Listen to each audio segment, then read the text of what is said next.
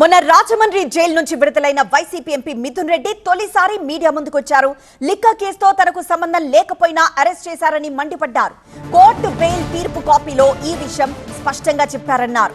చంద్రబాబు కక్ష తీర్చుకోవడానికే తనను అరెస్ట్ చేయించారంటున్నారు మిథున్ రెడ్డి. ఎన్ని కేసులు పెట్టినా భయపడేది లేదు అంటున్నారు వైసీపీ ఎంపీ.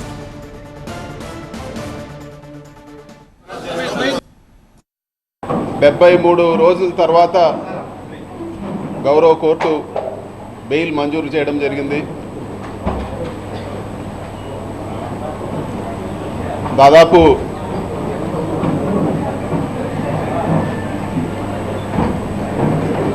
2.5 నెలలు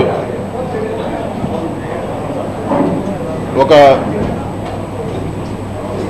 ఖైదీగా ఉండాల్సిన పరిస్థితి వచ్చిందని చెప్పి కూడా మీకు అందరు కూడా నేను తెలియజేస్తా ఉన్నాను. గౌరవ కోర్టు పెట్టిన ఆంక్షల మేరకు ఈ కేసు గురించి వివరంగా మాట్లాడేదానికి పర్మిషన్ లేదు. అయినా కూడా ఒక మాట నేను చెప్పదలుచుకున్నాను. గౌరవ కోర్టు ఇచ్చిన బెయిల్ ఆర్డర్ని ఒకసారి చదవమని కూడా నేను అందరిని కూడా అడుగుతున్నాను. దాంట్లో ఇచ్చిన పాయింట్స్ 100% నిజమని చెప్పి కూడా నేను తెలియజేస్తా ఉన్నాను.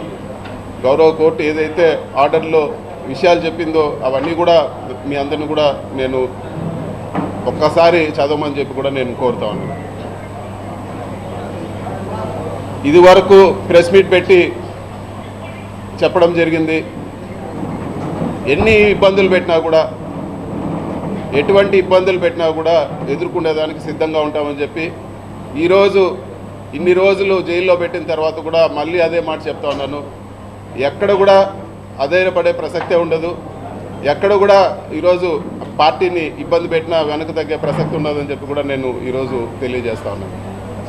ఇది ప్రతిసారి తెలుగుదేశం పార్టీ అధికారంలో ఉన్నప్పుడు, ఎప్పుడు తెలుగుదేశం పార్టీ అధికారంలోకి వచ్చినా కూడా కేసులు పెట్టే పరిస్థితి చూస్తూనే ఉన్నాము. 2014-19లో కూడా తప్పుడు కేసు పెట్టి జైల్లో పెట్టడం జరిగింది.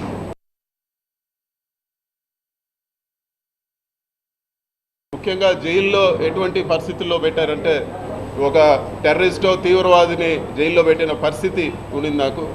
నేను ఉన్నన్ని రోజులు కూడా ఒక పూర్తి బ్లాక్లో వేరే ఒక మనిషితో మాట్లాడే పరిస్థితి ఉండదు. కేవలం ఎప్పుడైనా ములాఖాతులు, వారానికి వచ్చిన ములాఖాతులు, లేకపోతే ఇంటికి 3 ఫోన్ కాల్ చేసుకోవచ్చు. ఆ 3 ఫోన్ కాల్ తప్పితే ఇంకొక మనిషితో మాట్లాడే పరిస్థితి కూడా ఉండేది కాదు. మొత్తం సీసీ కెమెరా నిఘా, ఎవరు చూస్తూ ఉన్నారో ఆ సీసీ కెమెరాల్లో తెలియదు. విజయవాడలో కూడా ఆ సీసీ కెమెరాలో చూడగలుగుతారని చెప్పేవాళ్ళు. అధికారులు కూడా నాతో మాట్లాడేదానికి భయపడేవాళ్ళు. అసలు ఎవరు కూడా దగ్గరకు వచ్చే పరిస్థితి లేదు. ఒక దారుణమైన పరిస్థితిలో జైల్లో పెట్టడం జరిగింది. ఒక ఏదో టెర్రరిస్టు పక్కన వాళ్ళతో మాట్లాడితే ఏదన్నా ఇబ్బంది వస్తుందనే పరిస్థితులు అక్కడ జరిగింది. కానీ ఇవన్నీ ధైర్యంగా ఎదుర్కోవాలని డిసైడ్ అయినాం కాబట్టి ఇవన్నీ కూడా ఏకోసారి కూడా పట్టించుకున్న పరిస్థితి లేదు. కోర్టు వసతులు కల్పించే విషయంలో కోర్టు ఆదేశాలు ఇచ్చే వరకు, కోర్టు నుంచి ఆదేశాలు ఇచ్చే వరకు ఏ ఒక్క వసతి కూడా జైల్లో కల్పించలేదు. వాళ్ళకు చూస్తేనే నాకు అర్థమైంది, జైలు అధికారులకు విపరీతమైన ప్రెషర్ ఉన్నింది.